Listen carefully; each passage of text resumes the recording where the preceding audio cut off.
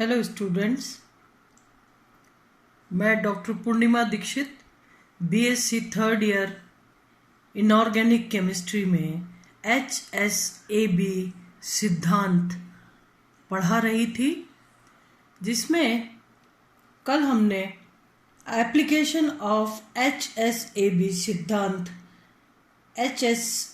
सिद्धांत के अनुप्रयोग पढ़ रहे थे, जिसमें आपने पढ़ा था स्टेबिलिटी ऑफ कॉम्प्लेक्सेस, सहजीविता या सिम्बियोसिस, अभिक्रिया की संभावना, पॉसिबिलिटी ऑफ रिएक्शन। नेक्स्ट पढ़ा आपने यौगिकों की विलेयता, सॉल्युबिलिटी ऑफ कंपाउंड्स, और आपने पढ़ा हैलोजन अम्लों की आपेक्षिक प्रबलता, जिसमें आपने पढ़ा HF, HCl, HBr, HI में किसकी प्रबलता अधिक होती है।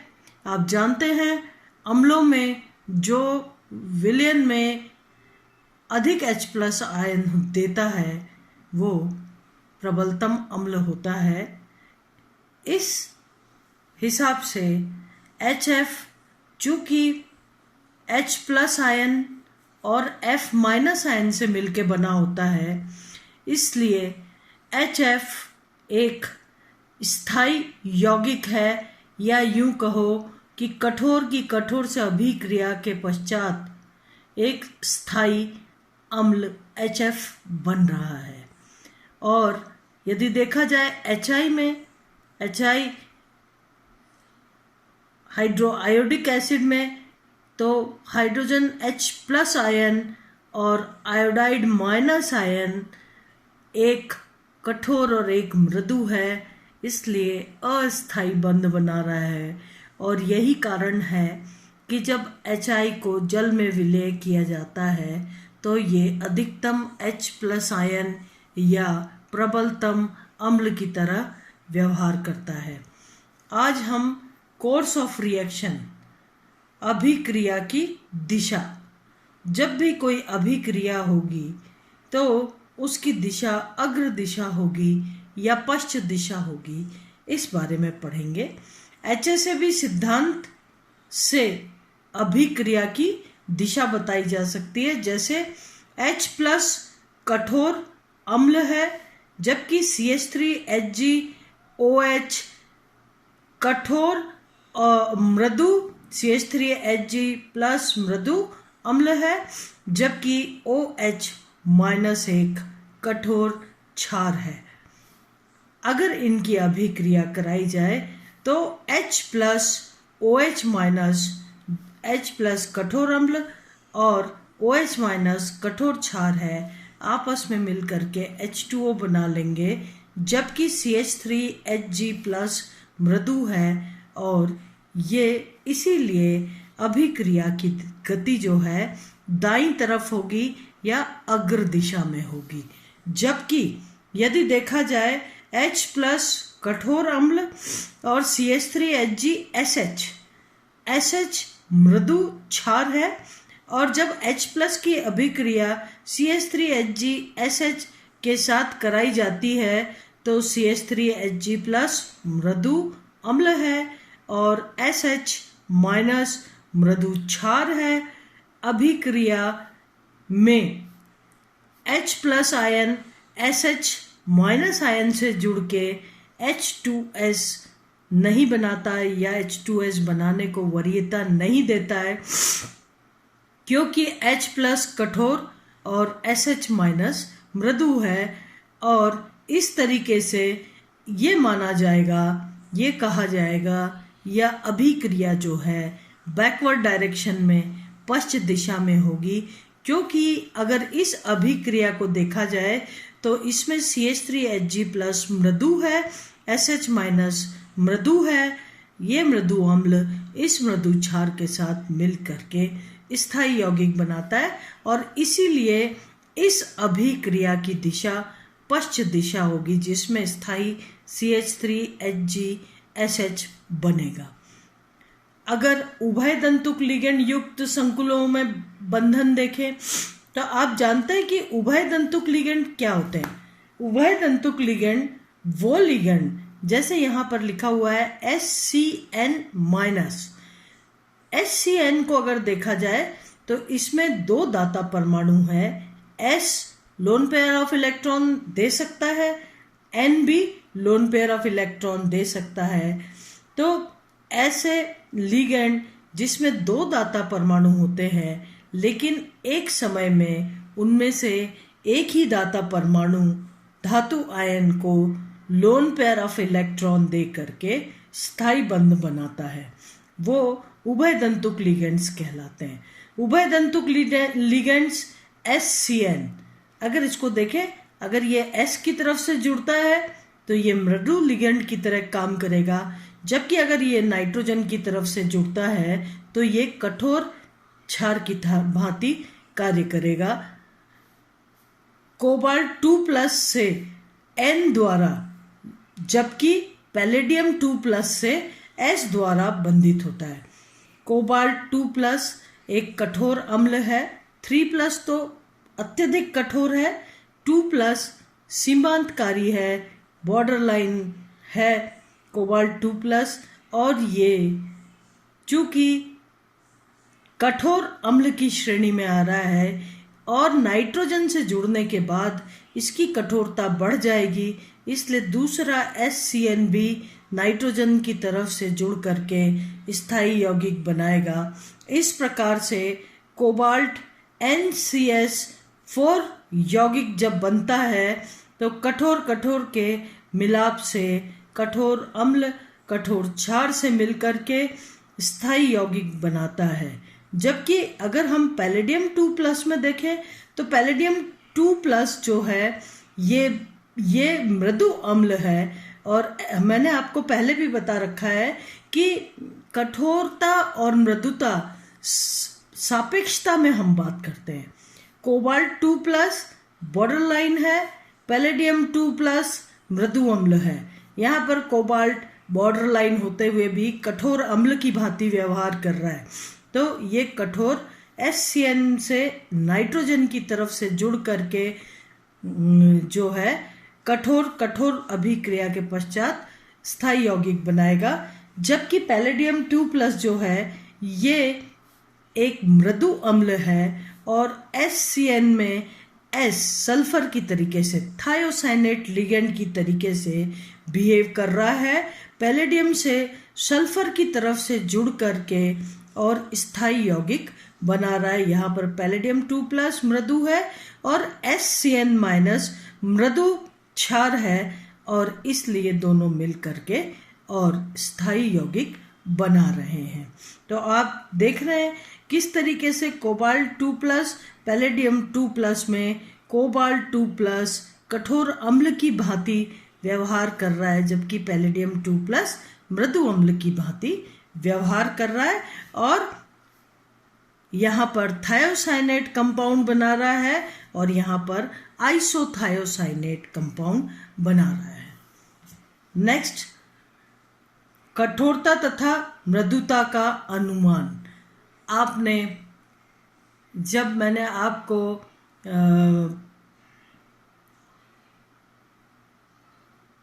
हार्डनेस एंड सॉफ्टनेस जब आप लोगों ने पढ़ा था, उस वक्त आपने पढ़ा था कि B+ जो है एक क्षार है और अगर वो H+ से जुड़ने को वरीयता देता है तो B क्षार कठोर होगा, जबकि CH3Hg+ को से जुड़ने को वरीयता देता है तो ये मृदु क्षार होगा। अगर B क्षार जो है CH3Hg+ से जुड़ने को वरीयता देकर के अभिक्रिया की गति अग्र दिशा में होगी, CH3HgB+ बनाता है तो B एक मृदु क्षार है। जबकि यदि अभिक्रिया की दिशा पश्चिम दिशा होगी और BH+ की सांद्रता अधिक होगी, इसका मतलब ये हुआ कि B क्षार जो है कठोर क्षार है। यदि B कठोर क्षार है तो अभिक्रिया बाईं तरफ यानी BH+ का बनना या इसकी सांद्रता अधिक होगी, और यदि ये मृदु क्षार है तो अभिक्रिया दाईं तरफ चलेगी, CH3HgB+ की सांद्रता अधिक होगी। इस तरीके से एक देखिए कि ये बहुत ही अच्छा उदाहरण है कठोरता और मृदुता का, कि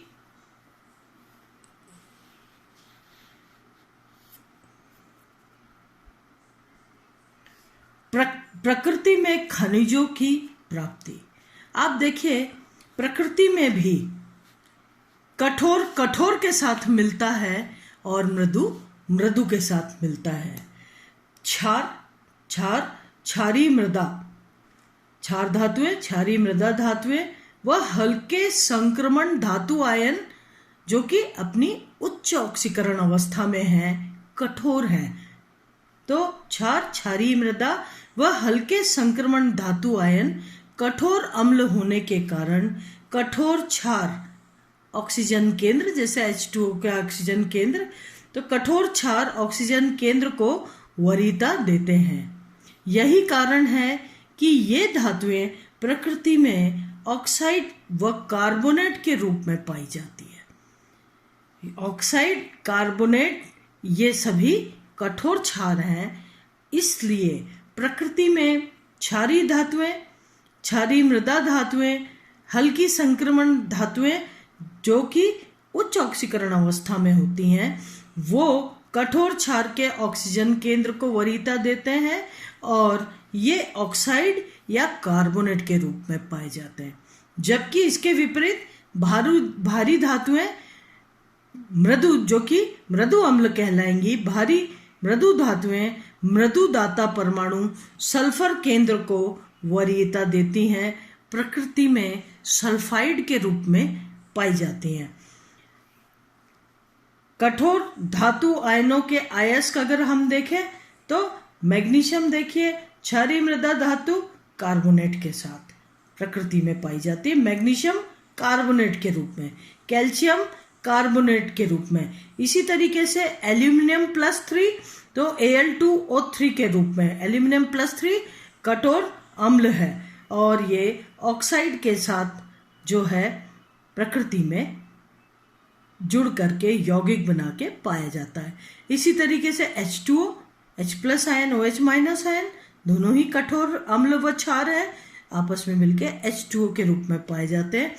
Fe2O3, Fe देखिए खास बात है +3 ऑक्सीकरण अवस्था में ये कठोर अम्ल की भांति व्यवहार करती है और अपने ऑक्साइड के रूप में प्रकृति में पाई जाती है। टिन +4 स्थिति में कठोर अम्ल है और ये कठोर अम्ल ऑक्सीजन 2+ क्षार के साथ प्रकृति में टिन ऑक्साइड के रूप में पाया जाता है। कॉपर हाइड्रोक्साइड, इसके अलावा कॉपर कार्बोनेट आदि धातुएं जो हैं ये प्रकृति में अपने ऑक्साइड्स और कार्बोनेट्स के रूप में पाई जाती हैं। जबकि आप देखिए मृदु धातुएं जो हैं, जैसे कॉपर सल्फाइड यानी कॉपर प्लस मृदु धातु है, मृदु अम्ल कहलाएगी, अपने सल्फाइड के रूप में पाई जाती है। आप जानते हैं सल्फाइड जो है मृदु क्षार है और कॉपर प्लस मृदु अम्ल है, तो कॉपर सल्फाइड के रूप में, सिल्वर प्लस मृदु अम्ल है जो अपने सल्फाइड के रूप में पाया जाता है। इसी प्रकार से जिंक प्लस, आप जानते हैं जिंक 2+ होता है, जिंक, कैडमियम, मरकरी एक ही समूह में, एक ही ग्रुप में आते हैं। Zinc 2+, cadmium 2+ and mercury 2+। ये सभी चूंकि इनके डी ऑर्बिटल्स भरे हुए होते हैं इसलिए ये मृदु अम्ल हैं। ये मृदु अम्ल मृदु क्षार के साथ सल्फाइड के रूप में प्रकृति में जिंक सल्फाइड के रूप में पाए जाते हैं। इसी प्रकार से मरकरी सल्फाइड HgS+2 अवस्था में होता है और सल्फाइड के साथ मृदु मिलकर के स्थायी यौगिक बनाते हैं और प्रकृति में पाए जाते हैं। सीमावर्ती निकेल 2+, लेड 2+, कॉपर 2+ आदि प्रकृति में सल्फाइड व कार्बोनेट दोनों रूपों में पाए जाते हैं। इस प्रकार से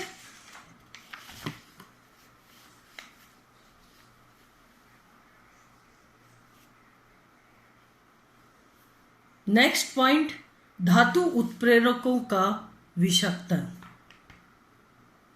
धातु उत्प्रेरकों का विषाक्तन यानी पॉइजनिंग ऑफ मेटल कैटालिस्ट्स। उत्प्रेरक के रूप में बहुत सारी ट्रांजिशन मेटल्स काम में आती है। उत्प्रेरक वो होते हैं जो धातु की अभिक्रिया को बढ़ाने में सहायक होते हैं। उत्प्रेरकों के रूप में प्रयुक्त होने वाली मृदु धातुएं पैलेडियम 2+, प्लैटिनम 2+, इस प्रकार की जो ट्रांजिशन मेटल्स हैं, संक्रमण धातुएं हैं, और भी बहुत सारी संक्रमण धातुएं उत्प्रेरकों के रूप में प्रयुक्त होती हैं।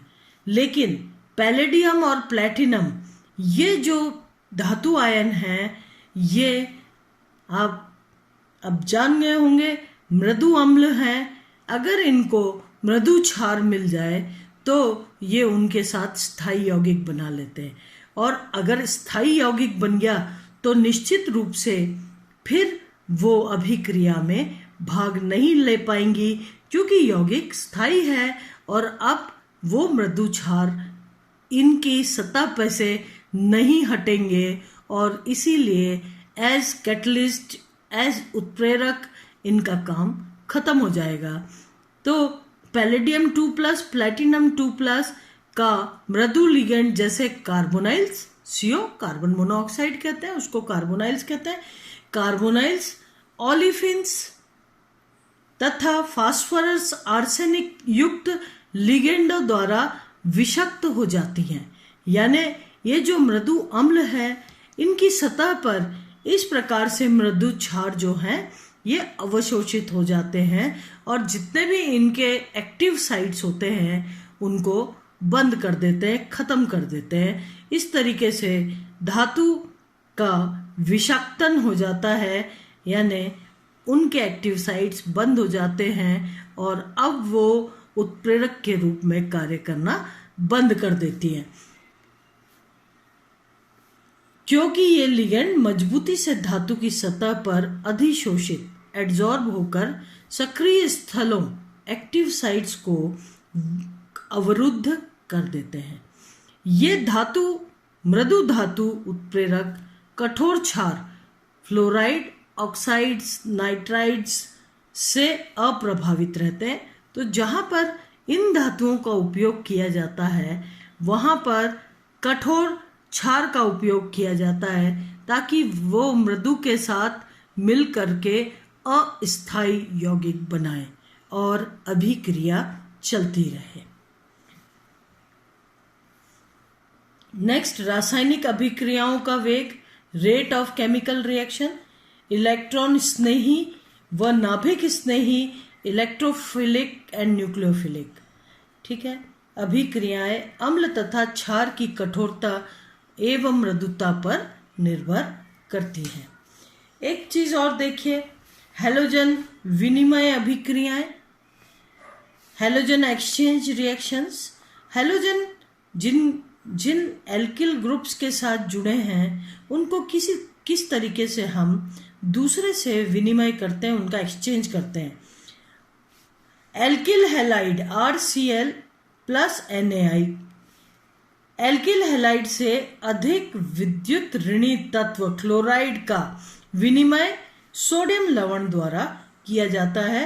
एल्किल मृदु है, क्लोराइड कठोर है, सोडियम कठोर है, आयोडाइड मृदु है। यदि यहाँ पर सोडियम आयोडाइड का उपयोग किया जाए तो एल्किल आयोडाइड और सोडियम क्लोराइड बनते हैं, कठोर कठोर, और की अभिक्रिया से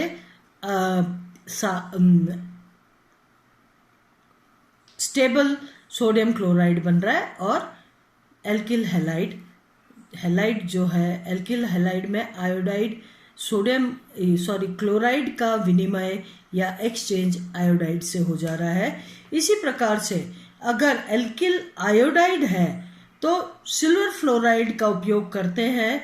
इस तरीके से सिल्वर चूंकि मृदु अम्ल है, आयोडाइड सिल्वर से आके जुड़ता है और मृदु मृदु का जुड़ना यानी स्थायी यौगिक का बनना। तो सोडियम लवण द्वारा किया जाता है क्लोराइड का विनिमय, सोडियम आयोडाइड द्वारा किया जाता है, जबकि एल्किल हैलाइड में यदि कम विद्युत ऋणी आयोडाइड उपस्थित हो तो विनिमय सिल्वर लवण द्वारा संभव है। इसी प्रकार से आप देखिए कॉपर 2+ और कैडमियम 2+ आयनों का पृथक्करण, इनको किस प्रकार से पृथक किया जाता है, ये भी बहुत इम्पॉर्टेंट अभिक्रिया है। इसको अब हम नेक्स्ट लेक्चर में लेंगे, जहाँ पर आपको बताएंगे कि इन आयनों का पृथक्करण किस प्रकार से किया जाता है नेक्स्ट लेक्चर में। आज के लिए इतना ही, धन्यवाद।